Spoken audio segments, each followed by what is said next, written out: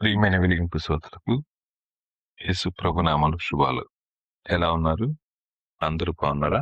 మరొక వారం దేవుని మాటలు వినడానికి దేవుడిచ్చిన ఈ సమయం కొరకై దేవునికి వందనాలు చెల్లించుకుంటూ చిన్న ప్రార్థన చేసుకుని దేవుని యొక్క వాక్యాన్ని విందాం. మమ్మల్ని మిక్కిలిగా ప్రేమించిన మా ప్రియ పరలోకపు తండ్రి, మీ ఘనమైన శ్రేష్టమైన అత్యంతమైన నామాన్ని వందనాలు చెల్లిస్తా ఉన్నాం ప్రభా. మరొక తరుణం మీ మాటలు వినడానికి మాకు ఇచ్చిన ఈ సమయం కొరకై స్తోత్రం చెల్లించుకుంటూ మా అందరి ఆత్మీయ అభివృద్ధికి మీరు ఇస్తున్నటువంటి వాక్య ప్రతిష్ఠ కొరకై నీకు వందనాలు చెల్లిస్తా ఉన్నాను. వింటున్న ఈ వాక్యం మా అందరి అంతరంగాల్లో ఫలించడానికి సహాయం చేయమని యేసు ప్రభు నామంలో అడిగి వేడుకుని ప్రార్థిస్తున్నాం తండ్రి, ఆమెన్. ప్రియ శ్రోతలు, గత వారం మనం మసక బారిపోతున్న మహిమ అన్న విషయాన్ని జ్ఞాపకం చేసుకుంటూ మనిషి ఫేడింగ్ గ్లోరీస్ అనే వాటి కోసం, అంటే మసక బారిపోయే వాటి కోసం ఎంత కష్టపడతా ఉంటాడో అవేంటో గత వారం మనం చూసాం. 1 ఐశ్వర్యం అని, 2 శక్తి అని, 3 జ్ఞానం అని, 4 ఘనత గౌరవాలని. ఇవన్నీ మనిషి యొక్క జీవిత పతనానికి మనిషి వేసుకుంటా ఉన్న పునాది అని అనుకోవచ్చు. ఒక మనిషి ఐశ్వర్యం వెంట పరిగెడుతున్నాడనంటే రాబోయేది పతనం మాత్రమే. ఒక మనిషి బలం, తెలివి, పేరు ప్రఖ్యాతులు వీటి వెంట పరిగెడతా ఉంటే అది కూడా ప్రమాదకరమైంది. ఇలాంటి పరిస్థితుల్లో మనం ఎలా జీవించాలి, వేటిని కలిగి జీవించాలి అన్న అంశాలను మనం ఈ వారం తెలుసుకోబోతా ఉన్నాం. ఇర్మీయా గ్రంథం 9వ అధ్యాయం 23-24 వచనాలు. యెహోవా ఇలాగ సెలవిచ్చున్నాడు: జ్ఞాని తన జ్ఞానమును బట్టి, సూర్యుడు తన శౌర్యమును బట్టి అతిశయింపకూడదు, ఐశ్వర్యవంతుడు తన ఐశ్వర్యమును బట్టి అతిశయింపకూడదు. అతిశయించువాడు దేని బట్టి అతిశయింపవలనగా, భూమి మీద కృప చూపుచు నీతి న్యాయములు జరిగించుచున్న యెహోవాను నేనే అని గ్రహించి నన్ను పరిశీలనగా తెలుసుకున్నదాన్ని బట్టి అతిశయింపవలను, అట్టి వారిలో నేను ఆనందించేవాడినని యెహోవా సెలవిస్తున్నాడు. ప్రియ శ్రోతలు, ఈ వారం మనం ఎలా ఉండాలి అనే విషయాన్ని, ఏ విషయాల్లో అతిశయించాలన్న విషయాలను లేఖనం ఎలా ప్రస్తావిస్తుంది. మొదటిగా, భూమి మీద కృప చూపుచు నీతి న్యాయములు జరిగించుచునున్న యెహోవాను నేనే అని గ్రహించి నన్ను పరిశీలనగా తెలుసుకున్నటను బట్టి అతిశయింపవలను. 1 faithful love, justice and righteous. To know God means life it self even to eternity. So దీనిలో దేవుణ్ణి తెలుసుకోవడం అనే మాట, టు నో గాడ్ అంటే అర్థం ఏంటంటే life it self even to eternity. జీవితం నిత్యత్వం వరకు, మన జీవితం నిత్యత్వం వరకు మన పట్ల ఆయన చూపిస్తా ఉన్న కృప, న్యాయం, నీతి అన్న విషయాలు మనకు అర్థమైతే మన జీవితాలు అన్ఫేడింగ్ గ్లోరీస్, మసక బాగని మహిమ చుట్టూ వెళ్తున్నట్లు లెక్క. శ్రోతలు, ఈ 3 విషయాల్ని మనం అర్థం చేసుకోవడానికి ఇలా ప్రయత్నం చేద్దాం. జ్ఞానం లేదా తెలివి, పేరు ప్రఖ్యాతులు, బలం, అలాగే ఐశ్వర్యం, ఇవి తరిగిపోవచ్చు, తరిగిపోతాయి. అవి శాశ్వతమైనవి కావు. ఇలాంటి పరిస్థితుల్లో మానవులమైన మనం నిత్యత్వం కోసం సృజించబడ్డాము అన్న విషయాన్ని గుర్తించిన వారమై ఆ నిత్యత్వాన్ని చేరుకోవడానికి మన జీవితాల్లో మొట్టమొదట కలిగి ఉండాల్సింది, ఎరిగి ఉండాల్సింది ధనం, జ్ఞానం, అలాగే శక్తియుక్తులు కాదు, కానీ టు నో గాడ్, దేవుణ్ణి ఎరగాలి అనే మాట. దేవుణ్ణి ఎరగాలి, దేవుణ్ణి తెలుసుకోవడం, దేవుని చేత ఎరగబడి ఉండటం అనేది మనం అనుకున్నంత సులువుగా సాదాసీదాగా జరిగే పని మాత్రం కాదు. టు నో గాడ్, దేవుని ఎరగ అన్నప్పుడు అర్థం ఏంటంటే మన జీవితం ఈ భూమి మీద మాత్రమే కాక నిత్యత్వం వరకు మన జీవితం ఈ భూమి మీద మాత్రమే కాక నిత్యత్వం వరకు ఆయనతో ముడిపడి ఉంది అన్న సత్యాన్ని మానవులమైన మనం గ్రహించగలిగిన దినాన్న ఆ జీవితం యొక్క పరమార్థాన్ని మనం గుర్తించిన వారం అవుతాం. మనిషి స్వతహాగా చూసిన దాన్ని నమ్ముతాడు, విని దాన్ని నమ్ముతాడు, అనుమానాన్ని నమ్ముతాడు. కానీ చూడని దాన్ని, వినని దాన్ని నమ్మడానికి మానవుని యొక్క తత్వం సాధారణంగా ఇష్టపడదు. మీరు అనొచ్చు, చూడకుండా వినకుండా ఎలా నమ్ముతామండి అని. చూడకుండా వినకుండా ఎలా నమ్ముతామని. శ్రోతలు, మన జీవితాల్లో రేపటి దినం ఉంది అన్న విషయాన్ని చూసి నమ్ముతున్నావా, విని నమ్ముతున్నావా, అనుభవించి నమ్ముతున్నావా? మీరే చెప్పండి. ఈ భూమి మీద తమ జీవిత యాత్ర ముగించుకుని చాలా మంది వారి జీవితాల్లో రేపు ఉంది అనుకున్నారు, రేపు మాదే అనుకున్నారు. అంత మాత్రమే కాక ఎన్నో పనులు చేయాలని ఆశపడ్డారు. కానీ ఆ రేపు వారి జీవితాల్లో లేదు అన్న విషయం వారు ఎరగక ముందే వారు ఈ లోకయాత్ర ముగించారు. శ్రోత, ఈ మాట వింటా ఉన్న మనం, మనిషి ఆశాజీవి, మంచిది. ఆశ వాస్తవికతంగా ఉంటే మంచిది. వాస్తవానికి దూరంగా మనిషి నిర్మించుకునే సామ్రాజ్యం ఒక్కసారిగా కుప్పగూలిపోతుంది. వాస్తవానికి దూరంగా మనిషి నిర్మించుకునే జీవితం ఒక్కసారిగా కుప్పగూలిపోతుంది. అలాంటి పరిస్థితుల్లో మనం నేర్చుకోవాల్సిన మొదటి పాఠం ఏంటి అంటే, వాడబారని మహిమ. అన్ఫేడింగ్ గ్లోరీస్. 24 వచనంలో 9:24 ఇర్మీయా గ్రంథం.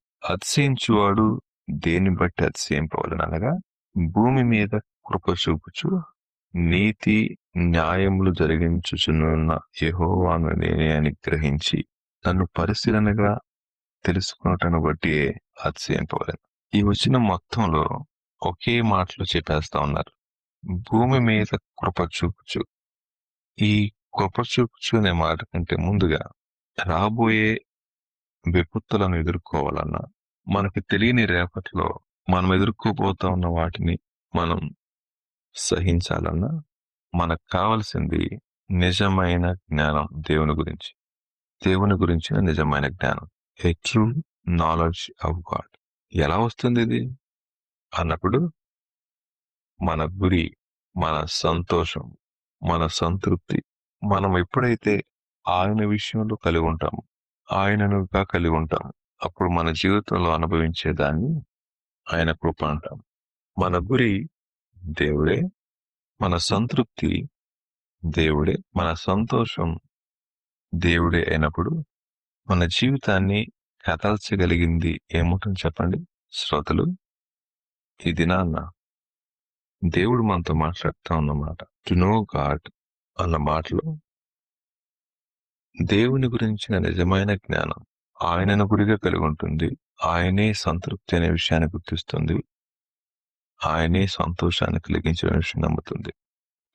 ఈ మూడు లేకపోతే, ఆయన కాకపోతే మన జీవితాన్ని యాంత్రికంగా జీవిస్తాం.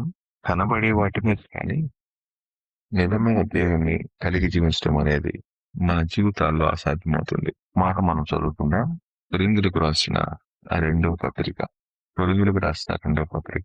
4వ అధ్యాయం 18వ వచనం. కొరింథీయులకు రాసిన 2వ పత్రిక 4వ అధ్యాయం 18వ వచనం. క్షణమాత్రం ముందు మా చులకని శ్రమ మా కొరకు అంతకంతకు ఎక్కువగా నిత్యమైన మహిమ భారమును కలుగజేయుచున్నది.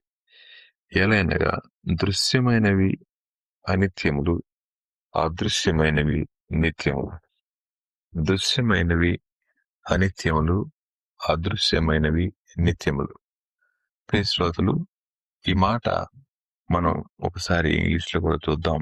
ఈ మాట మనం చదువుకున్నప్పుడు మనకు అర్థమయ్యే విషయం, as we look not to the things that are seen, but to the things that are unseen. For the things that are seen are transient, but the things that are unseen are eternal. దృశ్యమైనవి అనిత్యములు, అదృశ్యమైనవి నిత్యములు. ప్రియ శ్రోత, ఈ మాట మనం వింటూ ఉన్నప్పుడు మనమందరం గుర్తించవలసింది, మనం వేటి కోసం పరితపిస్తా ఉన్నామో అవి తాత్కాలికం అన్న విషయం అర్థమైతే మనిషి ఎంత నిరాశకు గురవుతాడు కదండి. ఇలాంటి పరిస్థితుల్లో దేవుడు మనతో మాట్లాడుతున్న మాట, ఆయన ఎవరో తెలుసుకోవడం మన జీవిత ప్రధాన కర్తవ్యం. To know God, to know. ఆ దేవుణ్ణి తెలుసుకోవడం అనే దానికి మనం చేయవలసిన మొదటి స్టెప్ ఏంటండి అంటే, ఈ మాటలు వింటున్న మనం కళ్ళు తెరిచి చూసినప్పుడు మీ చుట్టూ ఉన్న ఏవి శాశ్వతం కాదు. అది వ్యక్తులైనా, జీవాలైనా, మరేదైనా. కానీ మన సంబంధం వాటితోనే ముడిపడి ఉంది. వాటిలోనే మనం మన స్వగనతను వెతుక్కుంటున్నాం. ఇలాంటి పరిస్థితుల్లో దేవుడు మనందరితో మాట్లాడుతున్న మాట, నేనెవరో మీకు తెలుసా అనే మాట. శ్రోతలు, ఎంతకీ ఆయన ఎవరో మీకు తెలుసు కదా. ఆయన తెలియాలండి అంటే మనమేంటో కూడా మనకు తెలియాలి. ఈ వారం ఈ పాఠం ముగించే ముందు దీన్ని తర్వాత వారం కొనసాగించే దానికంటే మధ్య ఒక చిన్న ప్రశ్న. దృశ్యమైనవి అనిత్యములు, అద్దంలో కనబడే మనమైన, మన కళ్ళ ముందు కనపడే మరేదైనా, మరి ఏంది శాశ్వతమైనది? దేవుడు, ఆయన తప్ప మరేది శాశ్వతం కాదు.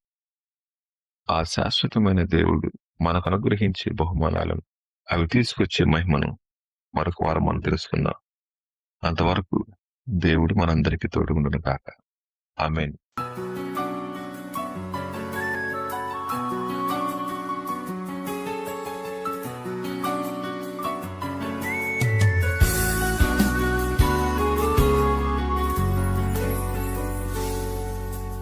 వెలుగు వెలిగించు, వెలుగై వెలిగించు, అందుకే ఈ వెలిగింపు. వెలుగు వెలిగించు, వెలుగై వెలిగించు, అందుకే ఈ వెలిగింపు. చీకటిలో నడిచెనేస్తమా, భయముతో బ్రతికే మిత్రమా, చీకటి వీడు, భయమును వీడు, వాక్యమే నీకు తోడు. చీకటిలో నడిచెనేస్తమా, భయముతో బ్రతికే మిత్రమా, చీకటి వీడు, భయమును వీడు, వాక్యమే నీకు తోడు. వెలుగు వెలిగించు, వెలుగై వెలిగించు, అందుకే ఈ వెలిగింపు. వెలుగు వెలిగించు, వెలుగై వెలిగించు, అందుకే ఈ వెలిగింపు.